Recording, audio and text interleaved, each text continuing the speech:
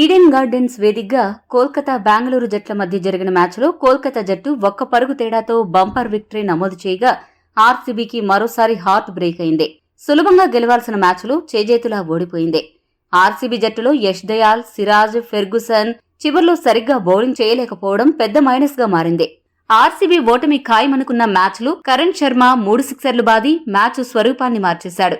అయితే 19వ ఓవర్లో దినేష్ కార్తీక్ పరుగులు చేయకుండా కరణ్ శర్మకు స్ట్రైక్ ఇవ్వకుండా బంతులు వేస్ట్ చేసి ఆర్సీబీ కొంప ముంచాడు. దినేష్ కార్తీక్ గనక 19వ ఓవర్లో స్ట్రైక్ రొటేట్ చేసి ఉంటే పరిస్థితి మరోలాగా ఉండేది. ఈ మ్యాచ్లో గెలుపుతో కేకేఆర్ పాయింట్స్ టేబుల్లో 2వ స్థానానికి చేరుకుంది. రామేశ్వరం వెళ్లినా శనీశ్వరం వదల్లేదు అన్నట్లు ఆర్సీబీ ఈ ఏడాది ప్లే ఆఫ్స్ నుంచి దాదాపుగా నిష్క్రమించి మరో పరాభవాన్ని మూటగట్టుకుంది. ఈ మ్యాచ్ హైలైట్స్ విషయానికొస్తే టాస్ గెలిచిన బెంగళూరు జట్టు బౌలింగ్ ఎంచుకుంది. కేకేఆర్ ఓపెనర్ ఫిల్ సాల్ట్ ఈ మ్యాచ్లో కూడా వీరబాదుడు బాత్తు కేవలం 14 బంతుల్లోనే 48 పరుగులు చేసి ఫాస్టెస్ట్ 50 చేసేలా కనపడ్డాడు. అతడికి నరేన్ చక్కటి సహకారం ఇవ్వడంతో ఇద్దరూ కలిసి 56 పరుగుల పార్ట్నర్షిప్ ను పూర్తి చేసుకుని ప్రమాదకరంగా దూసుకుపోతున్న సమయంలో సిరాజ్, ఫిల్ సాల్ట్ ని అవుట్ చేసి వీరిద్దరి భాగస్వామ్యానికి తెరదించాడు. ఫిల్ సాల్ట్ 3 సిక్సర్లు 7 ఫోర్ల సాయంతో 48 పరుగులు చేసి అర్ధ సెంచరీ చేయకుండానే అవుట్ అయిపోయాడు. అతడు అవుట్ అయ్యాక కోల్కతా ఇన్నింగ్స్ కొద్దిగా నెమ్మదించింది. గత మ్యాచ్ హీరో సునీల్ నరేన్ 10 పరుగులకు, రఘువంశీ 3 పరుగులకు, వెంకటేష్ అయ్యర్ 16 పరుగులు మాత్రమే చేసి నిరాశపరిచారు. బెంగళూరు జట్టు ఈ మ్యాచ్లో పవర్ ప్లేలోనే 3 వికెట్లు తీసి కోల్కతాకి షాక్ ఇచ్చింది. ఇలాంటి సమయంలో బరిలోకి దిగిన శ్రేయస్ అయ్యర్ ఈ రోజు కెప్టెన్ ఇన్నింగ్స్ ఆడి మెప్పించాడు. వికెట్స్ పతనాన్ని అడ్డుకుంటూ 36 బంతుల్లో 1 సిక్సర్ 7 ఫోర్ల సాయంతో 50 పరుగులు చేసి ఈ సీజన్లో తొలి హాఫ్ సెంచరీ నమోదు చేసుకోవడమే కాదు జట్టుకి కీలక సమయంలో అండగా నిలబడ్డాడు. అయితే హాఫ్ సెంచరీ పూర్తవగానే గ్రీన్ బౌలింగ్లో డూప్లెసిస్ కు క్యాచ్ ఇచ్చి పెవిలియన్ చేరాడు.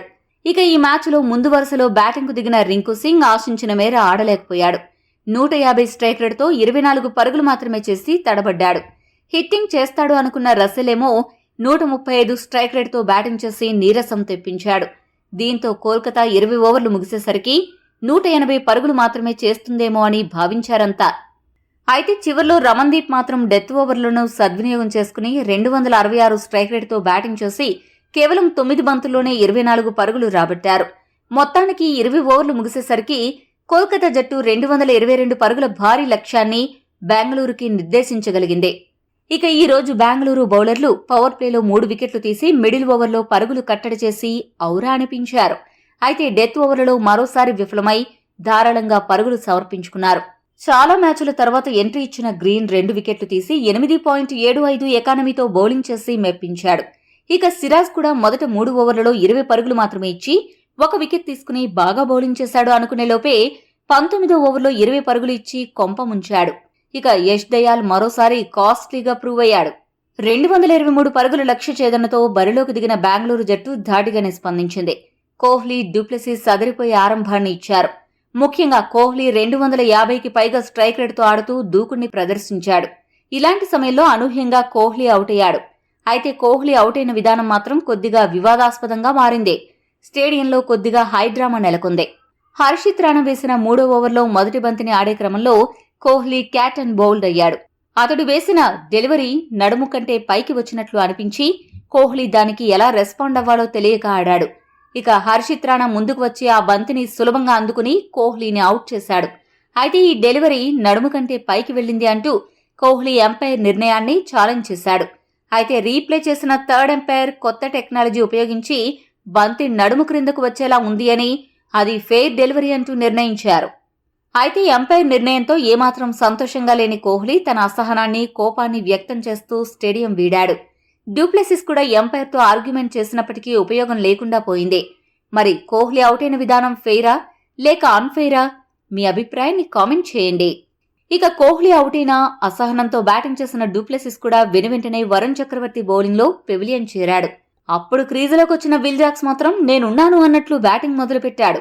కేవలం 32 బంతుల్లో 172 స్ట్రైక్ రేట్తో 55 పరుగులు చేయగా అతడికి అండగా రజత్ పాటీదార్ 23 బంతుల్లో 228 స్ట్రైక్ రేట్తో 52 పరుగులు చేసి టెన్షన్ పెట్టాడు. వీరిద్దరూ గనక క్రీజులో ఉండి ఉంటే ఆర్సీబీ సులభంగా గెలిచేది. అయితే రస్సెల్ వేసిన 12వ ఓవర్లో ఆర్సీబీ విల్ జాక్స్ పాటీదార్ను అవుట్ చేసి సూపర్ షాక్ ఇచ్చాడు. ఒకే ఓవర్లో 2 వికెట్లు కోల్పోవడంతో ఒత్తిడికి లోనైన ఆర్సీబీ జట్టు 6 పరుగులకే కామరన్ గ్రీన్, 4 పరుగులకు మహిపాల్ లామ్రోర్ అవుట్ అవడంతో ఆర్సీబీ కష్టాలు రెట్టింపు అయ్యాయి. ప్రభుదేశాయ్ 24 పరుగులు, దినేష్ కార్తీక్ 25 పరుగులు చేసినా కేకేఆర్ను టెన్షన్ పెట్టలేకపోయారు.